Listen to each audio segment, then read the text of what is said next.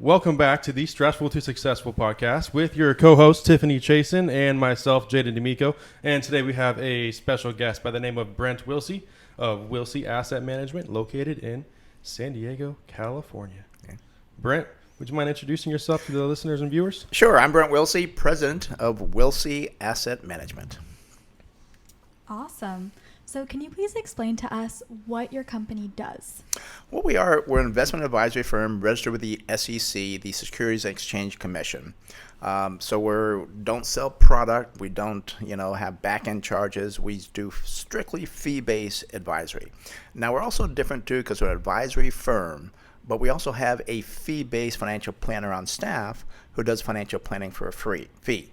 Not for free, for a fee. You hear that? He does not sell any products like insurance or annuities. It's all fee-based planning, so it's unbiased. He really does put together the best financial plan for people. What is financial planning? Yeah. I'm glad you asked that, because a lot of people think, I'm a financial planner, and they sell mutual funds. That's not financial planning.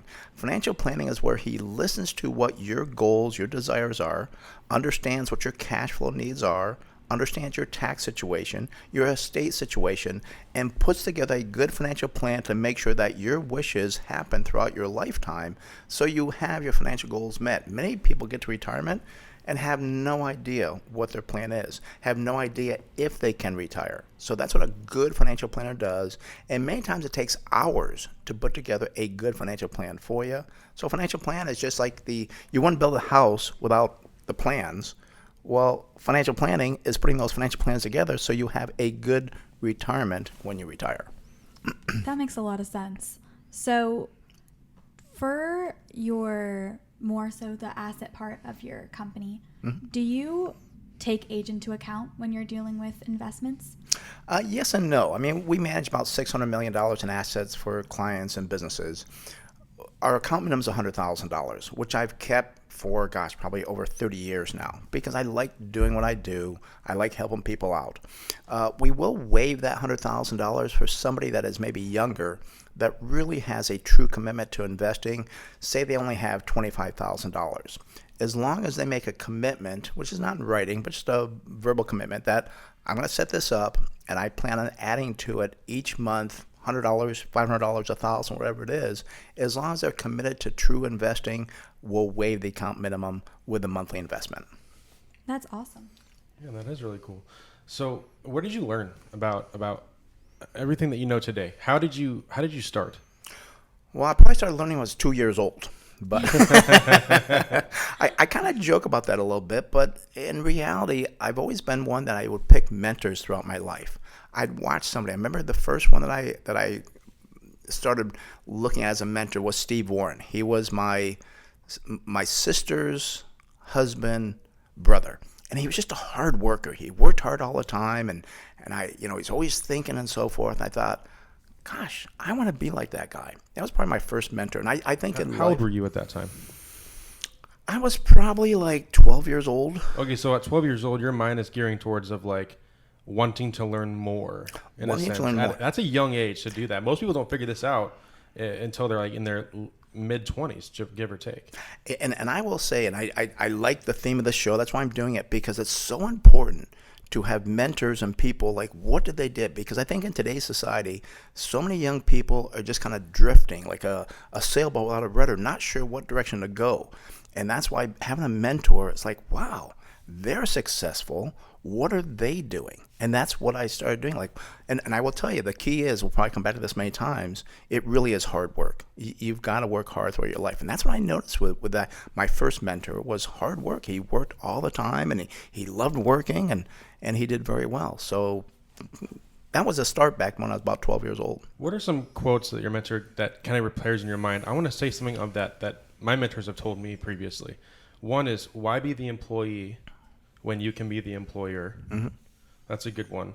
And of course, one that I've made myself is, nobody got anywhere in life without help. I can't remember anything specific that he said that I can pull out right now. Sure. And it was just watching what he did, that he loved his work. I remember he didn't like lazy people. I've seen that through my lifetime. Trying to get rich by being lazy is a path to nowhere. it really takes hard work. And hard work means you're working 50, 60 hours a week. And I will say, and how many people ask me, and I'm going to go off on tangents, so if you want to pull me back in, please do so. But where people say, wow, I love the big house you have and all the Lamborghinis and the cars and so forth. What do you do? Because I want to do what you do so I make a lot of money. I say that's a path to nowhere.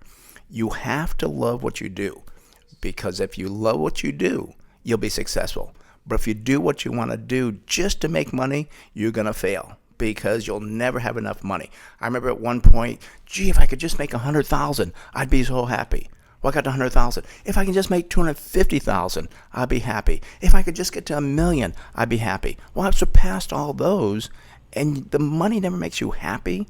What makes you happy is the successes you have over time by doing that because you love what you do.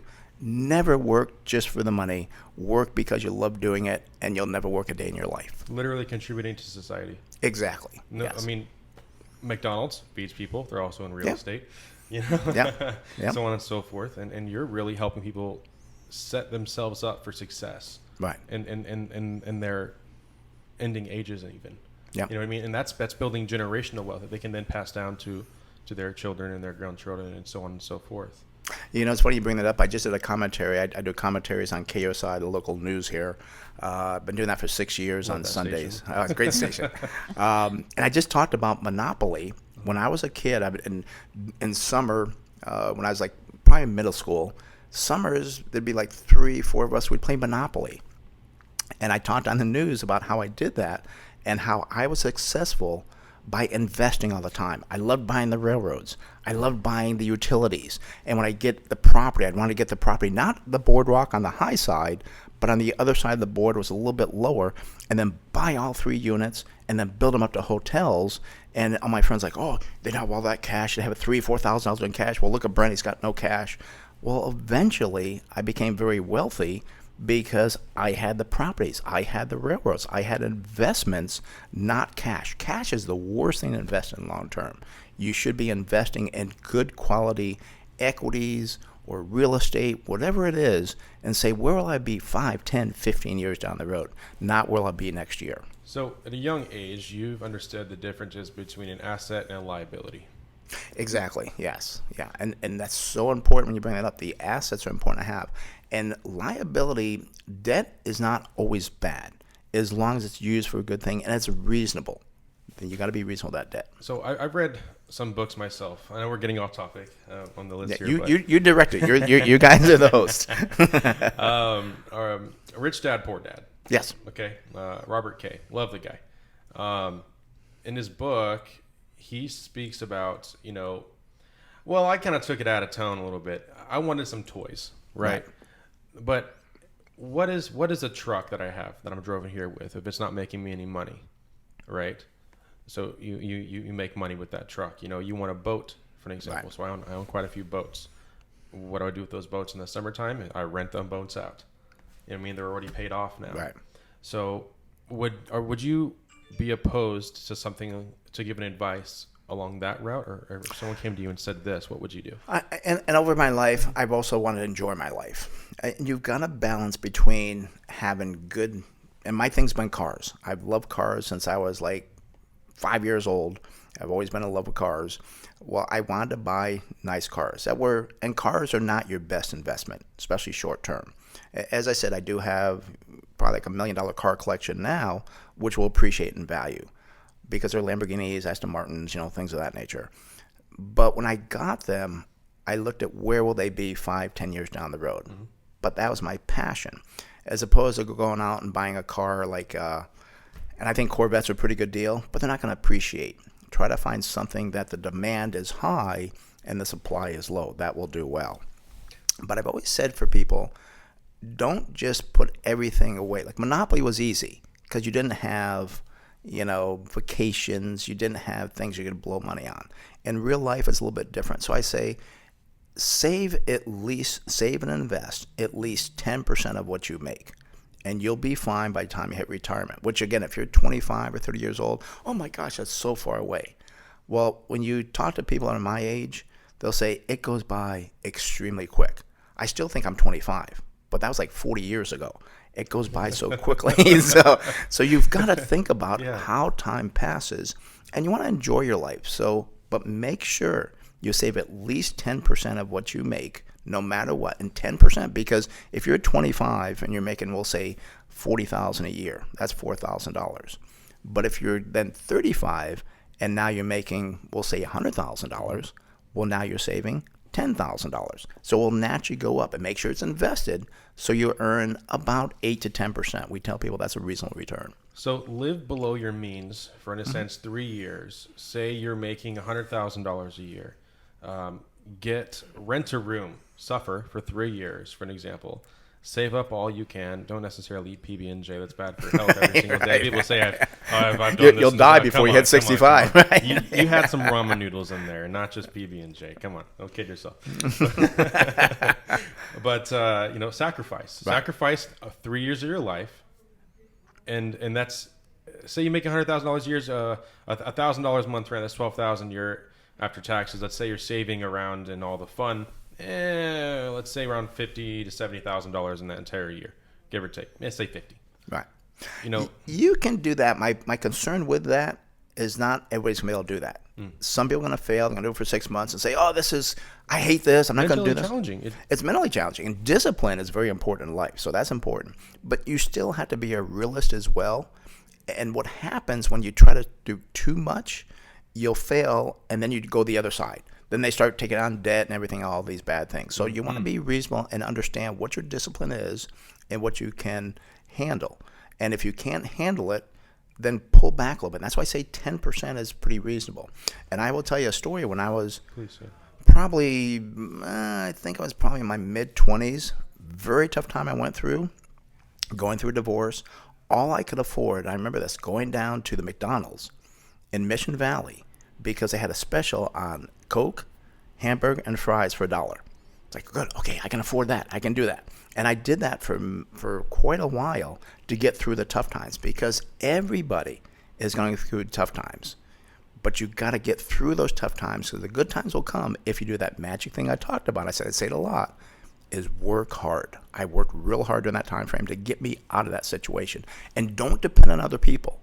You've got to do it yourself. People will help you, but don't say, well, no one's helping me. Help yourself, and people will help you a little bit. How did you get to being? You've done a lot. Just walking into your office, I see you all over your wall, shaking hands with some really, really amazing people. I won't name any of them. But yeah, somebody took down because some people said, "Ooh, he's too far to the right." It's like, I'm really not. So, I mean, there's some I took down. I can show you after air. Yeah, please do. So, how did you get? I mean, is it just being out there and talking to people, and you're saying hi to everybody, and then also having, building your business up to where it's in a sense respected, to where people want to have you on their AM 760 radio station, on the news. How do you get these? Like, how did this become? How? It's very interesting. There's so many different avenues I could go down with that one there. How did I meet rich people? And one of my goals was to someday go to the White House and meet the president. Yes, I've done that. I won't say what president it is because I don't want to offend anybody. Could be a good one, could be a bad one. I don't know. But I did that because I wanted to do that. Well, how do I do that? I found out how to do it. And the thing is, you start hanging out with people that are going to be in that area. And then how do we do it? I've been to, I won't say, I went to the White House. There's other places I've been as well. And it's from hanging around with the right people. And I hate that term, hanging around, but just popped out. So we'll use it anyways. If you're around people that are going to bring you down, say, oh, you can never do that, you can never do that, you're probably not going to do it. But if you start going around people that are in that direction you want to go, then go with those people and find out what it takes in my situation on that goal. How do I get to meet the President of the United States in the White House? How do I do that? Well, I figured out how to do it, and I did it. So, can you share with how you did it? It was just, again, going to the right events. Again, I'm trying to not make this a political show, so I'm trying to stay with that. But I was hanging around that political party, and then you start saying, okay, well, I like that person. Start helping out, either volunteering, donating, whatever it may take to help that person become successful. Here's one thing that I've actually had said this to people myself as well, because you hear it all the time and it is a known fact. Right. I mean, here's proof, right? Well, I'm not. Let's say someone will say, "Well, I'm not there. I'm just a busser at a restaurant," for an example. How am I supposed to hang out with Fox 5, or how am I supposed to hang out with so on and so forth? I mean, how is no one exactly? They think that no one of that level would kind of want to even look in a sense of that direction.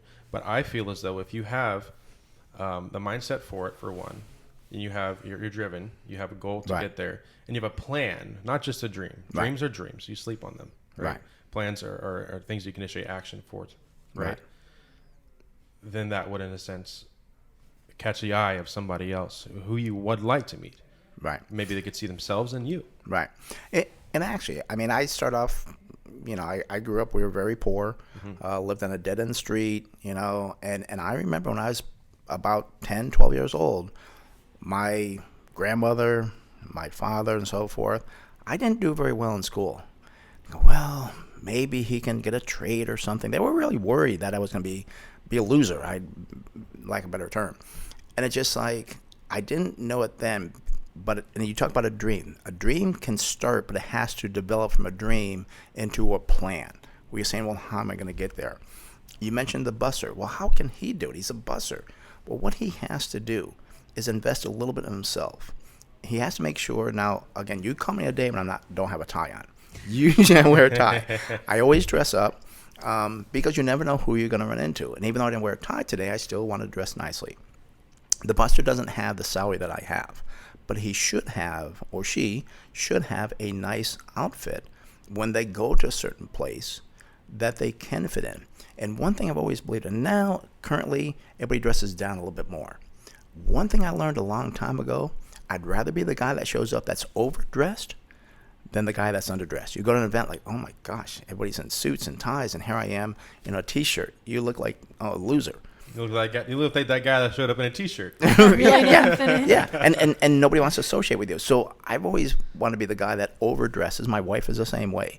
Say, gosh, you two always look nice, because we never know now if we know that we're not going to show up in a suit and tie if it's a beach party, so be real. But again, if you're trying to get into something, make sure you have an outfit that will make you appear better than just show up, in jeans and a t-shirt. You're not going to impress anybody. I love that. I feel like it's also really great to know, because a lot of people our age kind of think that less effort is better. It's been the trend. Honestly. Where it's like, how can I do this fast? How can I make this much money fast? How can I get to my goals fast, or with the least amount of time? Following the trends on social media. Well, it's like, people see it on TikTok, or they see it on YouTube. They see these people that blow up and then, buy a big house or whatever it may be. But people are blowing through this money. They don't know work ethic. A lot of them don't necessarily have the discipline to keep the money, like invest it properly. So it's just very refreshing to hear that hard work does pay off. It's not just, this instant success that people just see online. And many times what you'll see, those people that are successful, unfortunately, they did it through debt. They borrowed and borrowed and borrowed. And eventually it's a house of cards. It's going to collapse on you.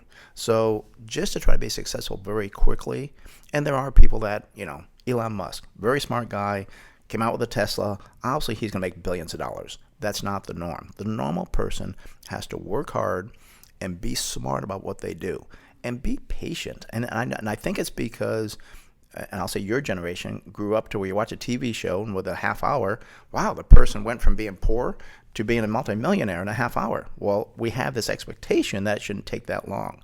And that's why it's so important to understand that you have to love what you're doing, because it's not going to happen overnight. That's very rare. It does happen. If it does happen, great, congratulations, happy for you, but it's not going to happen for most people. So be patient and say, where will I be 10, 15, 20 years from now? And don't get impatient, but love what you do, and you'll do very well at it. So when you get successful, your own means of successful for a person, where you're generating income that you have not had or seen in your account before, in a sense, right? Mm-hmm. Would you rather them to have them come see you to help manage their money? Or do you feel as though that would be a good idea? I'm not sure if I understand the question. Sure. So say a person wins a lottery, in a sense, or becomes has no financial background whatsoever. Things get, I say lottery lightly, right? Become successful in some such of a way. Would you rather them come and see someone like you to help manage their money, in a sense, and put that in correct investments? Yeah, and the problem, unfortunately, people win the lottery. I forget the stats, but they're pretty high. Most people, when they win the lottery, 10 years later, they're broke again because they've never had that money. They didn't work for it, and they didn't know how to handle it when it came in. If someone did win the lottery, I would love to have them come in and talk to us. We would explain to them how to do it. They probably can be disenchanted. I tell people, if you win $1 million, keep the $1 million. And if you want something out of it, maybe take 2%, maybe 3% from it each year. So you get a little bit of benefit, but let the principal grow for you. It won't grow as fast because you're taking some of it. If you can let the whole thing grow for you, you'll be much better 10, 20 years down the road. But people have this, I want it now attitude. And that's very dangerous because you want it now, you're going to lose it. That's what's going to happen. What do you think about cryptocurrencies? And are you advising any of your clients to contribute to those? Or cryptocurrencies are very hot right now. They've been hot for a few years now. Why? Because they're going up like this. Cryptocurrency is speculating. And people have tried to say, oh, it's not, it's the next currency and so forth. I mean, we could do a whole thing on economics of why cryptocurrency will not work because governments have to control their currency. Like in 2008, if cryptocurrency was they say, oh, it's going to replace the dollar, Bitcoin. If that was the case back in 2008, our economy, our country would have crashed. The reason why we didn't crash was because the government could manage the money supply so we didn't crash. And that's why cryptocurrency will never be the main source of any major country for their currency. So right now, it's speculation. It goes up, it goes down. It's a gambling chip.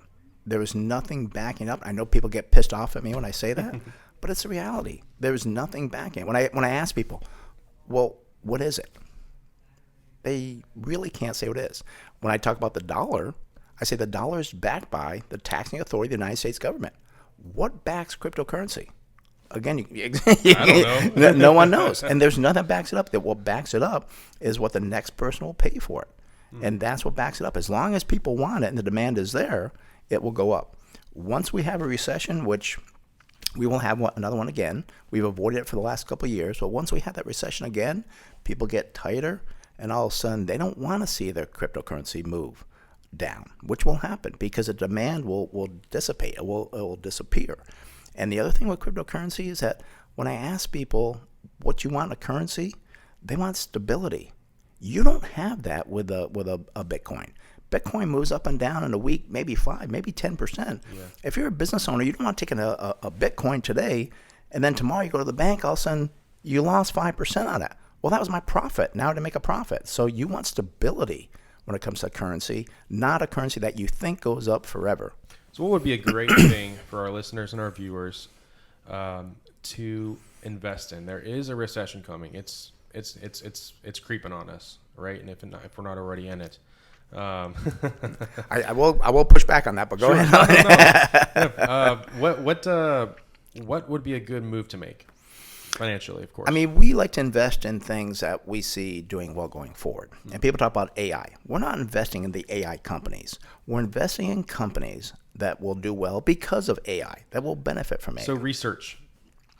Research, research the businesses that you research the businesses, and we buy and we tell people, if you invest with us, you go to the party and you want to talk about your investments, you'll be in the corner by yourself because nobody wants to hear about the food companies, the financial companies, the insurance companies, the transportation companies. They want to hear about Bitcoin. They want to hear about AI. That's not how you make money long term. You make money long term by being very cautious. And I tell people, if you can average 10% per year, your money will double every 7 years. So if you invest $100,000, 70 years from now, it's $200,000. 14 years, it's now $400,000. 21 years. It's now 800,000. That means you never added to it. So you've got to be patient, because when you try to do things, and I've seen this happen in our other office, the guy that actually, the guy that actually did the paintings on the wall, he lost all his money in real estate. How can you do that? He over leveraged. He got too impatient. You've got to be patient. And there's so many sidetracks out there, like investing in AI, like investing in cryptocurrencies. And remember just a few years ago, electric vehicles, oh, that's going to be the way to go. Was it Rivian? Was it high? Yeah. Was it high like 140, 150? I knew that thing. I'm on a member of a Facebook group. It was like day trading or whatever. Right. And Rivian, you know, and I'm just like, guys, it's $100 right now for a buy, and it was like $80-something, $100 on opening, right? And I was telling them, I was like, there's no way I'm buying this thing. It's going to shoot down to $30 or $40 within the next few months, if that, weeks. Right. And what did it do? And what and it happens over and over again. But people always think, oh, this time it's different. Cannabis. Well, because Tesla. So Tesla shot up rather quickly. Yeah. And so they think, oh, it's another Tesla. Yep. We don't know. I don't even know the CEO of Rivian. I've never heard of the guy. Right. There's not much backing the business. Right. Right. It's just kind of like new. It's here. It's shiny, but it's exciting. Yeah. And you're right. Everybody wants the Teslas of the world. Yeah. Happened with cannabis. Cannabis came out. Oh, this is gonna be the best thing ever. And a company called Tilray. Yeah, Tilray? I invested so much into that. Went up to like 170. And now it's $2.11. Right. Exactly. Happened with that. Happened with 3D printers. It happens over and over again. But people get sucked into the hype, and they think they're going to make money quick, and they don't. In the meantime, we're just buying, again, the food companies, the insurance companies, which benefit from many of these things, you know, but that's how you make money. You want to make sure you hold on to that money. And if you're making 10% on average per year over the long term, you're doing very well. Are you mostly investing in mutual funds, or is it more so like specific stocks? We don't like mutual funds, because mutual funds, by the way, you're going to pay a fee for the mutual fund on top of maybe a management fee. So there's another fee there you want to be careful of. But mutual funds kind of do what we do. But the problem with the mutual fund is that there's things called net redemptions, which means when things go down, people can pull out. Even though you stayed the course, you lost money because of the fact that the manager had to sell those positions. So that's not a very, very good thing to have. And people won't realize it until it goes down. But we like to buy individual companies. We call them companies, equities. The term stock is like, oh, it's got a bad name to it. But equity is the same thing. And what does equity mean? Ownership. You own a small piece of a large company. I'll give you a company that we've owned. We've owned it for probably close to 15, 16 years now, maybe longer. Allstate Insurance. Wow. How boring is that? Well, Allstate Insurance over that time frame has grown. I think we paid somewhere around $30 a share for it. I think it now trades around $170. Pays a dividend. The other thing people don't realize with these dividend payers, who cares? 3% dividend. Who cares about that? Companies increase their dividends many times over the years. We have companies in the portfolio we bought 10, 15 years ago. At the time, we were getting a 3% yield. Based on what we paid for it on that company, we're now getting a 12, 14, maybe a 15% yield, because every year the company increased the dividend by a little bit. Patience and long-term investing. I love that. So you are basically, you have an investing show on the radio. Mm-hmm. Tell us a little bit about that. And you also mentioned to us before the show that you do video as well. Yeah, well, I'll start with the radio. Sure. I started doing radio back, I think it was in 1993. And we talked about going out and meeting people. Yes. I was at this party, and it's kind of like a business event. I shouldn't call it a party. It's a business event. And I remember this person from the radio show, gone now, called K-pop. And it was an older audience, an older demographic, which when you're investing, be honest, those are the people that have most of the money, the older people. So I was talking to this woman. She goes, have you ever thought about doing radio? I go, no, not really. She goes, you want to try? I go, yeah. And I knew at the time, because I was just starting out investing, that there was other advisors that had done well with radio shows. And I said, well, this makes sense, because now instead of talking to two people at a time, I can talk to many people. Funny story here. So I was married to my second wife, and I did my first show on a Sunday at, I think it was like 7:30 in the morning, half-hour show to 8 o'clock, and I come home and I go, honey, how'd I do? She goes, you suck. I go, oh, well, I guess I got some work to do. But I kept doing it. And I'd watch people like Ted Leitner, who's now retired. I'd watch other people. What are they doing? And I built the show to say, what do people want to hear? You know, and they want to hear a little bit of entertainment, but they want to get a little bit of knowledge as well. So I developed that, and we've been doing this show now. What's that? Probably 30 years now. Over 30 years I've been doing that show. Goodness gracious. Yeah. And now we're on 3 stations. Saturday morning at 7 o'clock, we're on Sunday 98.1. 7 o'clock or 8 o'clock, we're on The Fan 97.3. And that's rebroadcast again on KOGO on Sundays at 10 o'clock. So it's run on 3 different stations. Yeah. What about AM 760? AM 760, that's where I got my big start, was AM 760. And I was there for a long time. Unfortunately, the AM 760 was bought, I forget who bought them, and they just dropped me because of the new owners, like, nope, changing the whole everything. Wow. So that's when The Fan, the sports show, and I thought, this is a sports station. It's really going to work? And it's like, it has worked very well. We had this one guy came in, became a client, and he goes, this was the best thing ever. I get sports, and then I get some investment, business news on Saturday mornings. This was the best thing ever. We have gotten quite a bit of business from The Fan. People love it. And we're the only other talk show other than sports on The Fan. That's amazing. Yeah. Look at you go. I also think it's really cool advertising too, that it's very unconventional for a lot of people. You've seen the gym commercial, haven't you? Yeah, and that's the other thing too, when you're doing a business, and you got to be careful because you can't be silly, but you want to have something that's memorable. And you're all too young, probably you're too young, to remember the Wendy's commercial with the old lady. Where's the beef? Now, anybody that's old will remember that. And it was this thing that this lady, and Wendy's was talking about how big their burgers were. And she had this burger, and she opens up, there's a little tiny hamburger bun in there, or a hamburger. Where's the beef? And that became so big with everybody, like, where's the beef? So when you do a commercial and advertise, you want something that's memorable. The gym commercial, again, we're in suits, we're in the gym, we got people working out behind us if people haven't seen the commercial.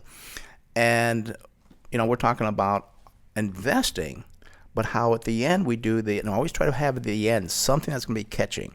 I'm curling, I'm not going to tell you how much it is. They were real weights. I'm curling the weights. Chase is curling a dumbbell. And we say, we can handle the weight. We're talking about investing because investing can be hard. I've been in the grocery store walking, and I'll see people like this guy comes over, starts curling the weights. I know who you are. You know? I love that. Yeah. It's memorable. And I've had other people complain about it.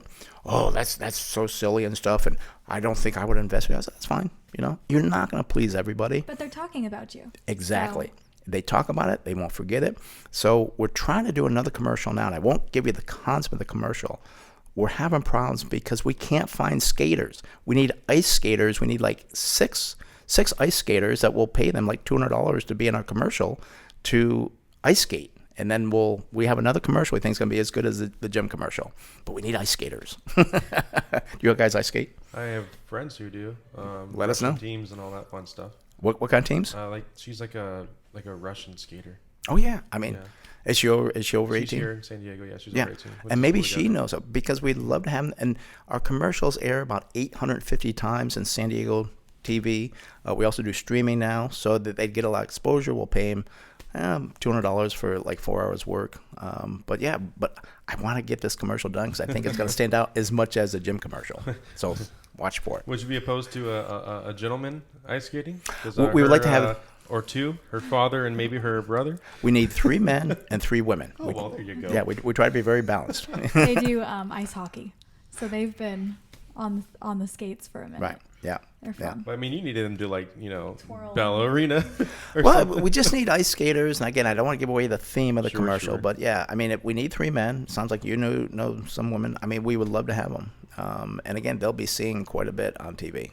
Oh, cool. Yeah. I'll get back to you on that one. All right, appreciate that.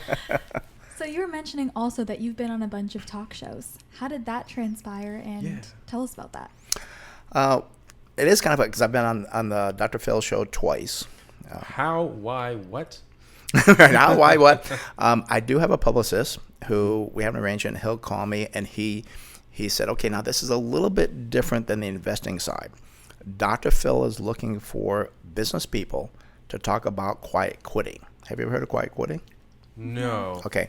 Quiet quitting is something that the younger generation is doing to where they won't quit the job, but they stop working at the job. They just sort of leave. They don't leave. They check out mentally. They show up to work, but they don't work. Oh, okay. Yeah, and they've quit working, but they're still showing up to work. And so we had, I think, 3 or 4 people. And it's, if you Google Dr. Phil and quiet quitting, it comes up. So I was on that. My son was on it. And we talked about what we're talking about now is hard work. And these other people, the thing that kind of got me, well, you can't buy a house working at McDonald's. And I said, well, you never could before either. McDonald's is where you start working. It's where you learn about dealing with people, learn how to work hard, and you progress up. You're not going to buy a house. I couldn't buy a house when I was like 20 years old. You got to work hard if you want to buy a house. So, but they had those excuses. And, well, if they paid me more, I'd work harder. No, that doesn't work that way. You work hard, then you get paid more, you know? So, and then that parlayed into, and then my publicist called me and goes, now this is a different type of show. They really liked you on the show. They liked you on air, but we know you have high-end cars, and they want to talk about speeding, and we know that you like to speed. I go, yeah. Police don't watch this, do they? I don't know. Well, they saw on Dr. Phil anyway. So, but I showed my son, both my sons, how to drive over 100 miles an hour because they're gonna do it. So let's learn how to do it right. Yes. And where to do it. So that was my theme. And my publicist told me, he said, Dr. Phil is going to beat up on you. I said, that's fine. I get it. And it's funny because that day I was supposed to go up to L.A. and I had COVID. And I felt like crap. And so they go, all right, well, you can do it from your garage. We'll send somebody out. We'll actually do it from the garage. So I did it. I remember I got up. I think we recorded at 1 o'clock. I got up at 1:45. Went out, did the show for an hour, went right back to bed because I felt like crap. But they beat up on me, and the problem was that if I was in studio, I could have defended myself more. But being remotely, they could just take me off, off air, and I couldn't respond. But I still did it, and it was still fun to do, and I still stand behind. People are going to speed. Kids are going to speed. And rather than think they don't, understand they will and teach them how to do it and when not to do it. People disagree with that, but that's my philosophy. Well, with about children, I mean, I've read a bunch of baby books.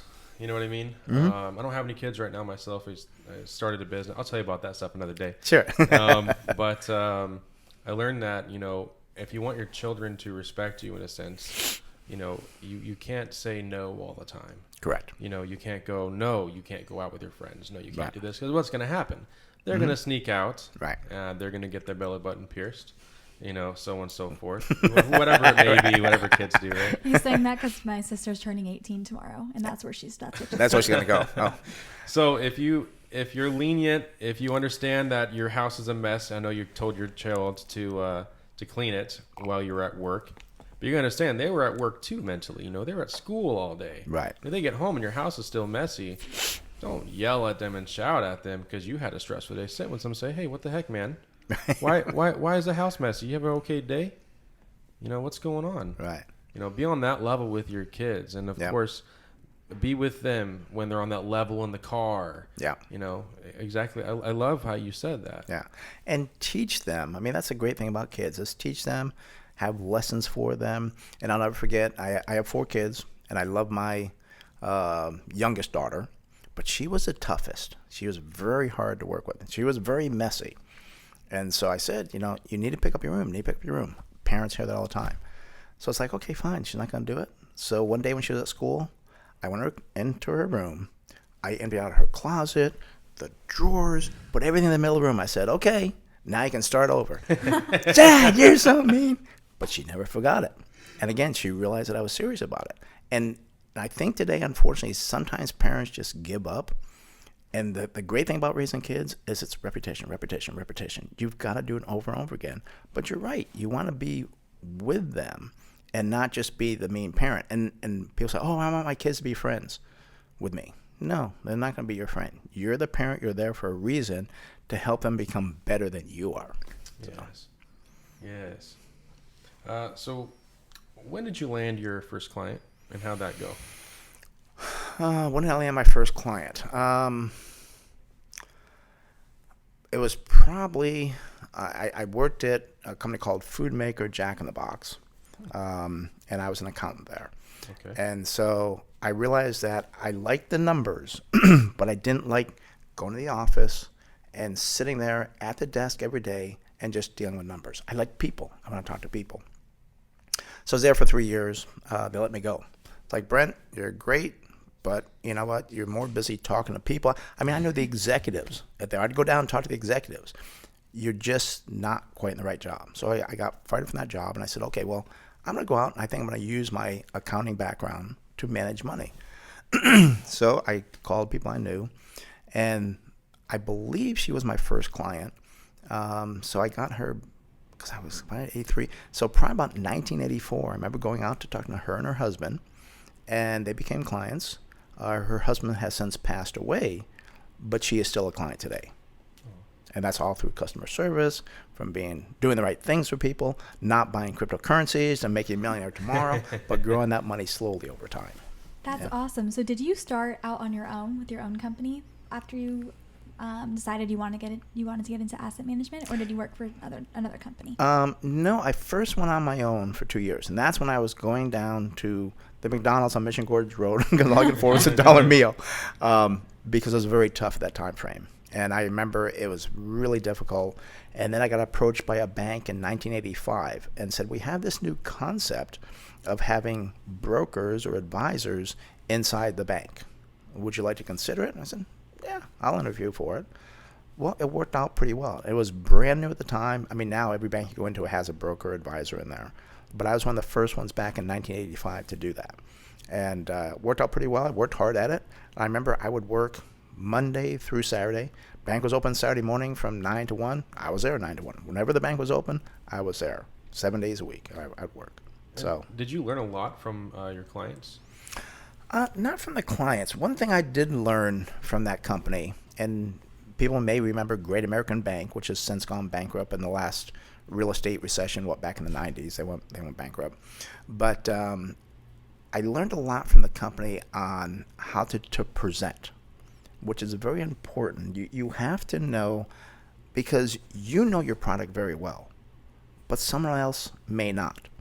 So I learned how to put together a presentation to help people understand more of what I'm talking about. And that was a big thing for me, because now, I mean, we have a great presentation. It works very well. It gives you, it's kind of like if you had, you want to go from here to New York.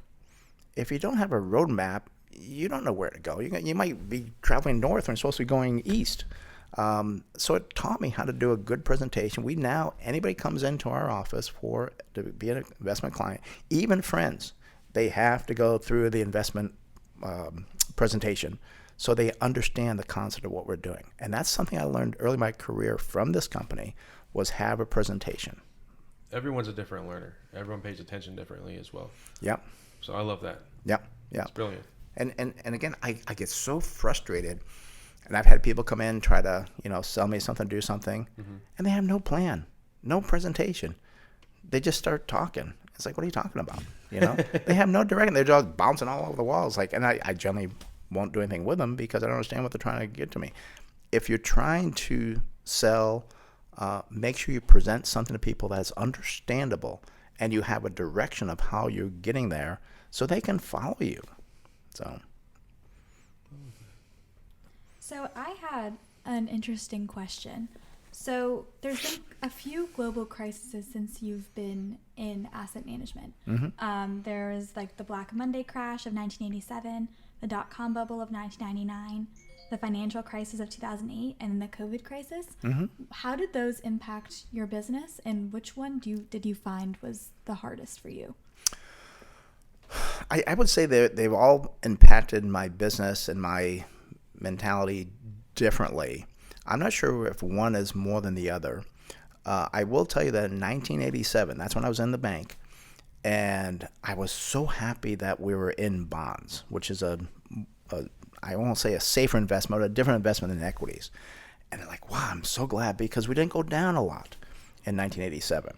Now, in our presentation that we do, that I put together for people, we show 1987. 1987, people panicked in October because the market fell by 30, I think it was like 34%. Oh my gosh, it's terrible. Stocks are so risky. And I'm in the media, but the media is the worst person to look at to understand anything about investing or to become smarter. The media is there not to make you a smarter person. They're there to sell commercials. That's what they're there for. So in 87, October down 34%. Stocks are risky, you shouldn't be in stocks. No one in the media ever told you, had you invested January 1 and sold December 31st in 1987, you made 2% that year. And had you stayed invested in 1988, you'd have made, I think it was another 27%. And then 89, another 12%. So if you panic and you sold in 87, you missed the big run up. And myself at that time, I was still young investing. I was only had about a few years experience. I thought I was in the right place, being very conservative. No, I should have been in equities. And since then, I've realized equities are a far better place to be for the long term. You're going to have more volatility, more ups and downs, but they'll grow better than being too conservative in cash, CDs, or money markets. So you would say that during those crashes, if you just keep your money there, eventually the market kind of evens out a little bit? If you have the right quality, if you have good quality real estate, good quality equities, it's got to be good quality, because if you bought junk, it's not going to do very well. And I think you mentioned that was 87. That was the first one I experienced. I think then you mentioned the tech boom and bust in around 2000. That was another one where I saw these high flyers like Cisco. And I said, gosh, and this is when I knew that you got to understand what you're paying for something. So when we're investing in something, we look at what we're paying for the earnings, the sales, the book value, and the cash flow. This is very important, what you're paying for something. Well, during that time frame, during the tech boom, we said, this is crazy. You got companies trading at 50, 60, 100 times earnings. And people don't realize that when you talk about a PE ratio, which is price to earnings ratio, if it's a 50 PE, it would take you 50 years to get back what you paid for that company. Shake your head. That makes no sense at all. Shaking my head right now. Yeah, that makes no sense at all. And during the tech boom, I said, I'm not going to buy those companies. They're too expensive. Oh, you don't get it. You're from the old economy. Earnings don't mean anything anymore, which, I'm scratching my head as an accountant like, what? So a business doesn't make money any longer? But we didn't do it. And I was the dumbest guy in the room. I would do workshops back then. I would have people get up and walk out because you don't know what you're talking about. Well, okay, I'm going to stay the course of buying my food companies, my insurance companies. And so obviously the boom was great. But then the bust came, and people lost, at that time, 50, 60, maybe more % of what they had. And here we are earning our 8, 10, maybe 12% on average by buying these other companies. It's about the staying in that investment if it's quality. And people think they can time the market. Can't time the market. Can't time companies. There was companies that went up. I remember, I think it was an internet company called MSGI. And the media, oh, this guy's a genius, and he's this, and this company's going to do that, and oh, they're doing great. I think the stock went up 800%. Oh, see how smart he is? After the bust happened, it fell by 93%. And very few people probably sold was 800%. Probably a lot of people sold when it fell 93%. Yeah, when it starts going down. Yeah. But doesn't that mean it's on sale? If you look at what you're paying for the earnings, the book value, the cash flow, and the sales, because if there's value there, then it could be on sale.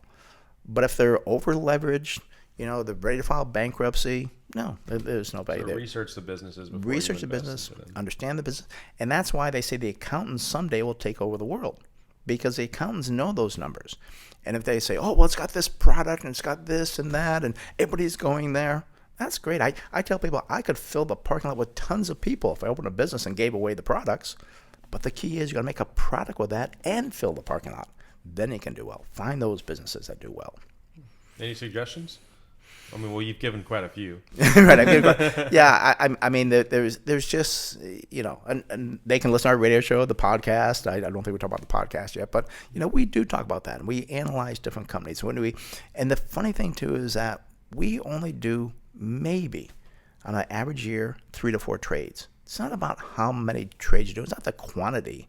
It's the quality of what you do. And whenever we invest in a business, I hope we can hold it, like I talked about. I'll pick on the one, Allstate. I mean, which, by the way, now it's not a buy, too expensive. But we're still holding it. And if it drops again in value, which has happened many times over the year, we'll step in and buy more of it. Yeah. So. Do you primarily invest in stocks, or do you also invest in like real estate?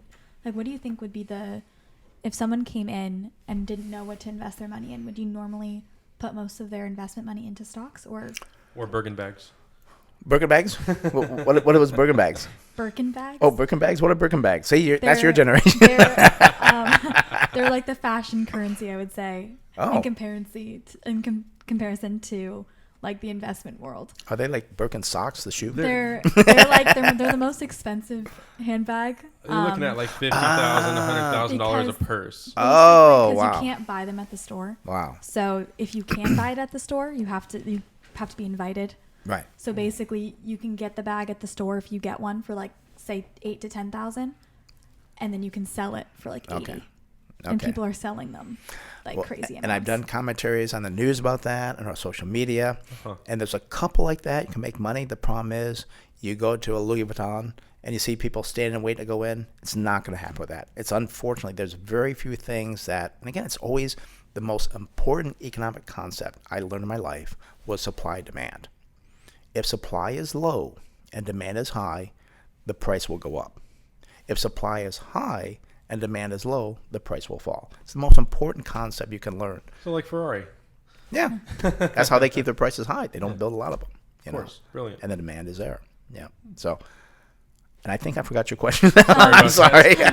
We got way off track. Yep. Real estate. Do you think that's like, what kind of real estate do you recommend people investing in? Because I know a lot of people that I've talked to are interested in like buying condos or duplexes to rent out versus like investing in commercial real estate. Like, what kind of investments do you think are the safest, or do you think have the best return? Well, there's the safest and the hardest as well.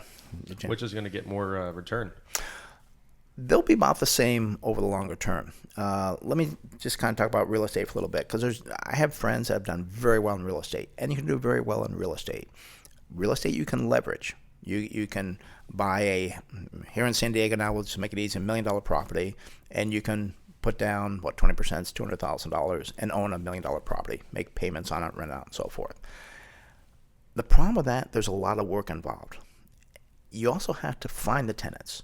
And then I will say in California, it's probably the worst place to own rental properties, because the government is so in favor of that person renting your house, and you're the big bad landlord to where you have no rights. And you have to make sure that that person can pay his rent. Well, that's too bad for you. That person's have a hard time. So you have to realize when you go to real estate to that extent, there's going to be a lot of work involved. And also, too, I've had people being sued because they said, well, no, that person, that they can't afford to pay the rent. And they got sued because the person was pregnant or something else. There's so many liabilities now when it comes to doing the real estate. It's not like it was 40 years ago. You buy a piece of property. If the renter couldn't pay, you kick them out. Those days are gone. So it's very hard for real estate. So, and also, too, we got to realize now, real estate's very expensive.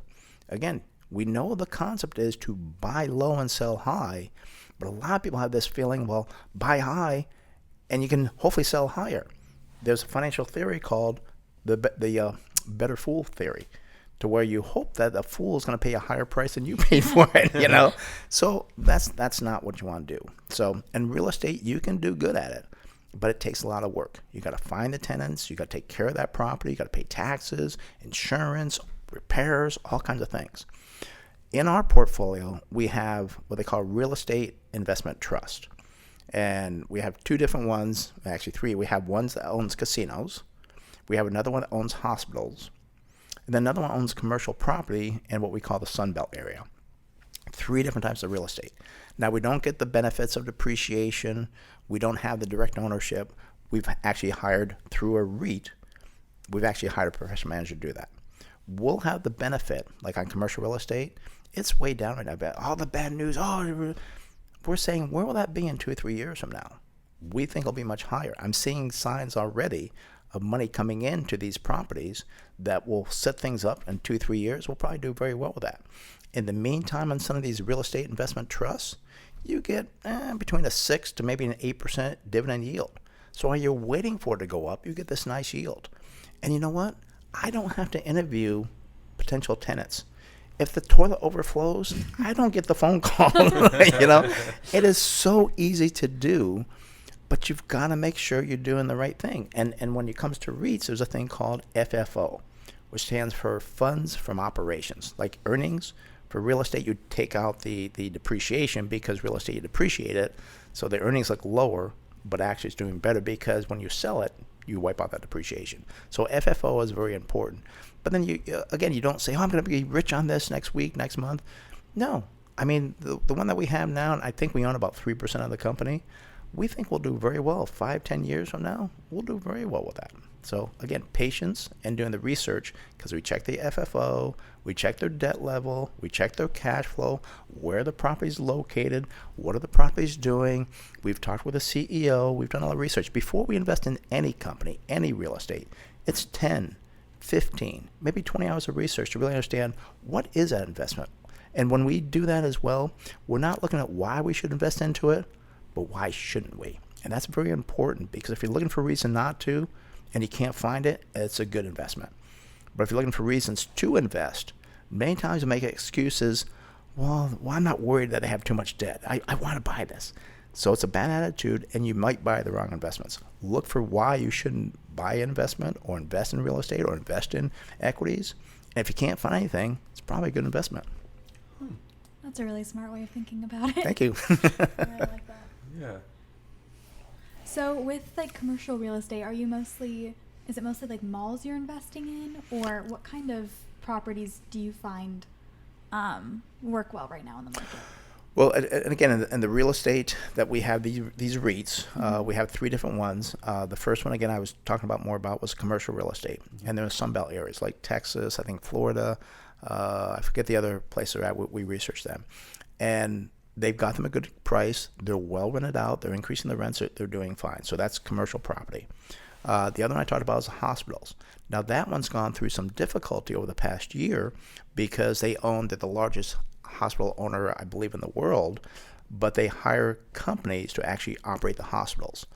Well, a couple of the operators are having some difficulties, so that's caused the REIT to decline in price. We've looked at their cash flow, we looked at the contracts, we looked at everything. We had now probably owned maybe 4, maybe 5% of that company. We've done it a lot. We like that. I personally have bought a lot of it. And I'm not looking for a return tomorrow. In the meantime, I think we are getting about 10% yield on it. But we like the concept because why? Our population is aging. We're getting older. They're going to use more of the hospital services. But right now, they're going through a difficult time. You want to invest in any type of investment when they're going through a difficult time. Because when everything is fine, everything is great, you're going to pay a high price. Yes. Yeah. But you find something a difficult time, and I always call it a short-term problem. If it's fixable, then that's when you buy it, and then be patient. So recessions are blessings. Recessions are great. Yeah. If you're an investor and you have the cash. Right? Yes. So in a sense, what we should be doing is setting ourselves up for the next recession. Within reason, yeah. And the thing you don't want to do is you don't want to wait around for the next investment. Put it all in cash. Well, I'm waiting for the next recession, because you're going to miss out. Yes. If you can find a good investment and get that reasonable return, it's fine. And actually now in our portfolio, we are sitting on more cash than usual because we can't find anything good to buy. And we're looking. If we find something, we'll buy it.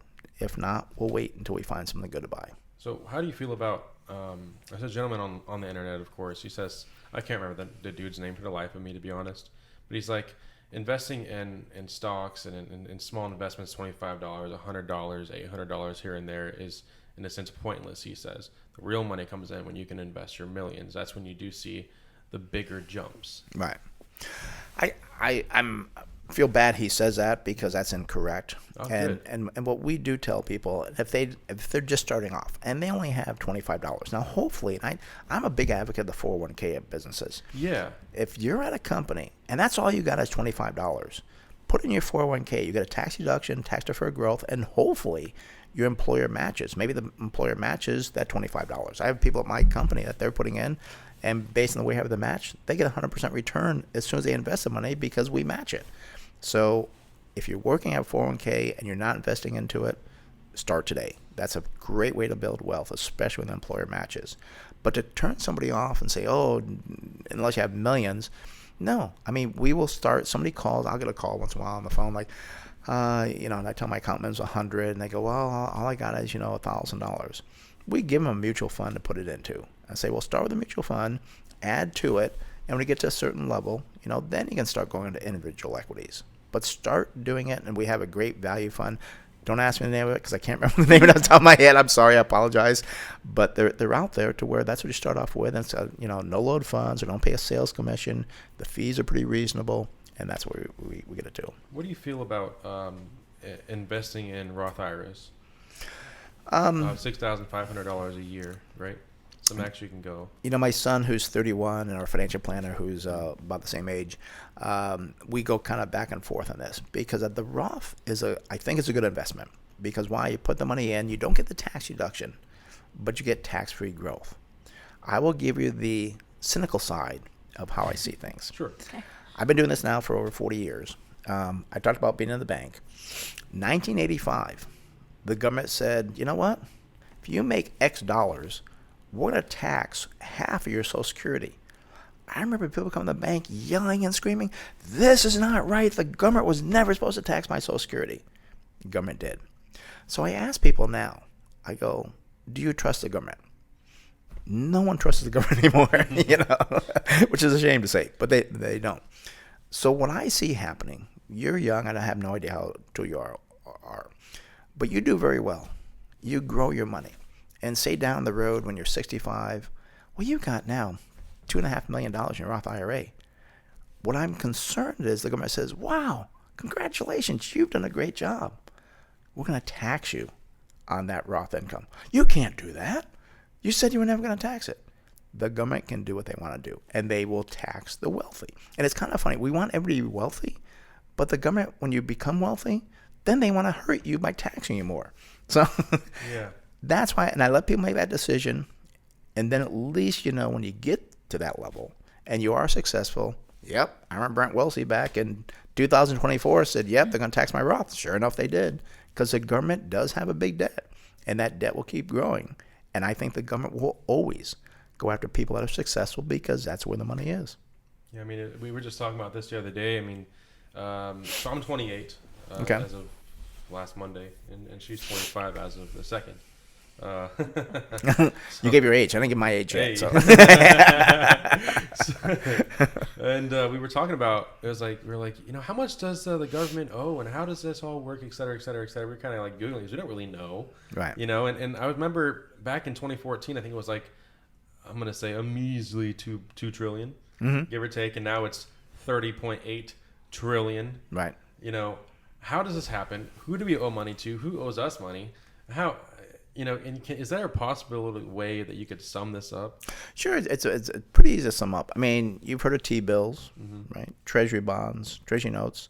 Yes. Well, that's what the government debt is. That's their mortgage. Oh. Now, whoever buys that, now if you own, right now a lot of people buying T-bills because you get a pretty good yield on them. Well, that's the government debt that you're buying.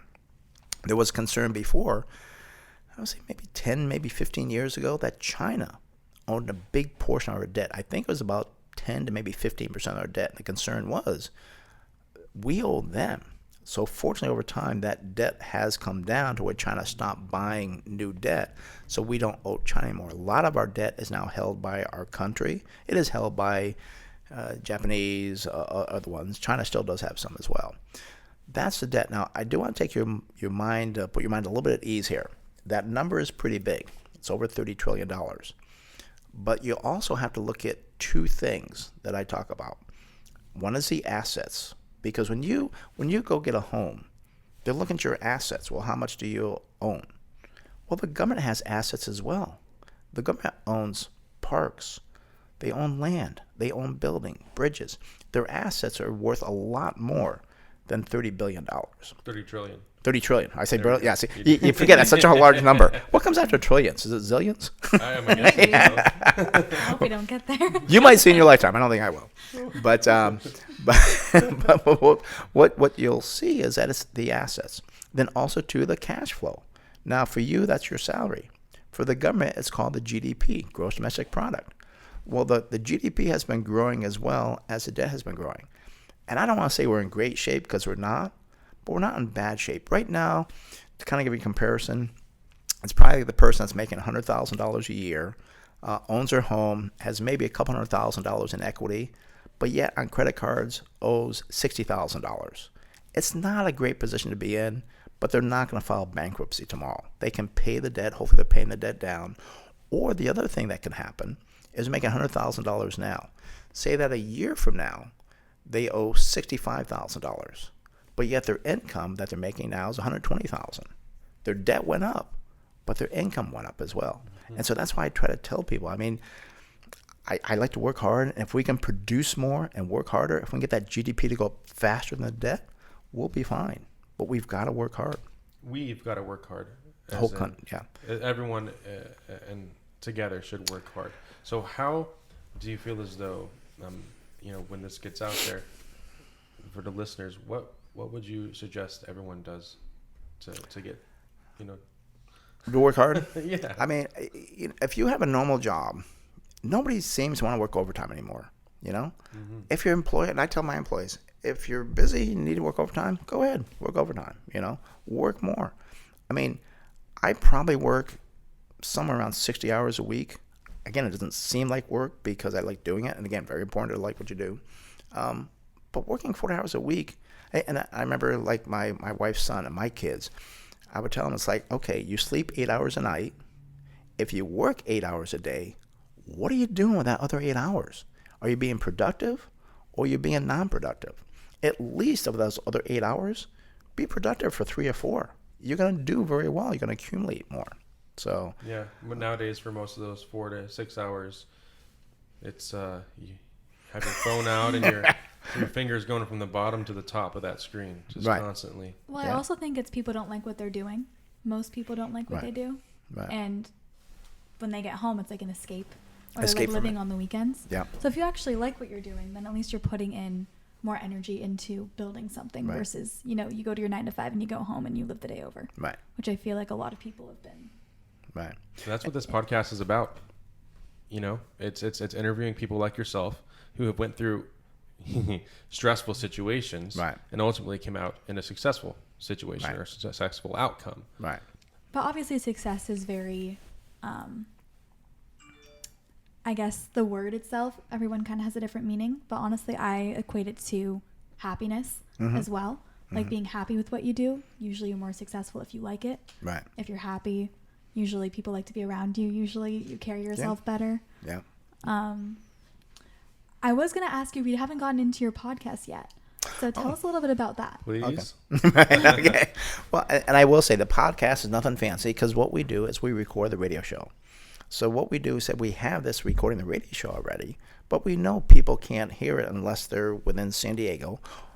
A lot of people don't get up at 7 or 8 o'clock on a Saturday morning. So now we have the podcast. If you go to our website, smartinvesting2000.com, you'll see the podcast there. You can go to the radio show, and what happens, you go to the radio show, and then you can click on, it's on Spotify, it's on Pandora, it's on Apple, Google, it's many different places. And you click and listen anytime you want to. So the podcast has made it very easy for people to listen on a Sunday afternoon at 3 o'clock if they want to, or 2 o'clock in the morning on a Monday. They can listen whenever they want to. So the podcast is the radio show that is to be listened to anytime, and we try to get up on that podcast as soon as we can, and we do the radio show weekly, so every week there's a new podcast there. Very cool. Yeah. That's really awesome. Yeah, it really is. So we'd like to kind of close this out. Sure. Where can our listeners and our viewers of the world know where to find you? How would they find you? Of course, it's the first website that you just mentioned to us. Right. what other websites could they? I mean, I would say the easiest way to find me is you just Google Brent Wilsey. And there's things that come up there. There's a street named after me in San Diego. For a large donation, I get at Children's Hospital. It's called Brent Wilsey Place in San Diego. Oh. That will come up as well. Hey, that's so fun. But, I mean, I'm usually about the first 3 or 4 pages of all the different things we've done in media, print, radio, the street, whatever. And they can just contact me there. I mean, I had somebody from my family that I didn't even know that he was doing a family tree, I guess, and he put in the last name Wilsey, and I came up, and he saw the newsletter there. He signed up for the newsletter, but he goes, I was just trying to get the family together. So when you put in Brent Wilsey and you Google it, it does come up right away. Wonderful. And what is your podcast name? Smart Investing with Brent and Chase. Perfect. Yeah. Awesome. I love that. Yeah. Okay, so Smart Investing with Brent and Chase. And this is Stressful to Successful podcast with yours truly and our co-host, Tiffany Chasson. You can find us at stressfultosuccessful.com and available on all platforms as well. And Brent, we really do appreciate you taking time out of your day to get to know us and get to know you. Well, I had a lot of fun. I hope people got something out of it, and I enjoyed doing this, and we can do it again sometime if you want. Awesome. Thank you. You're welcome.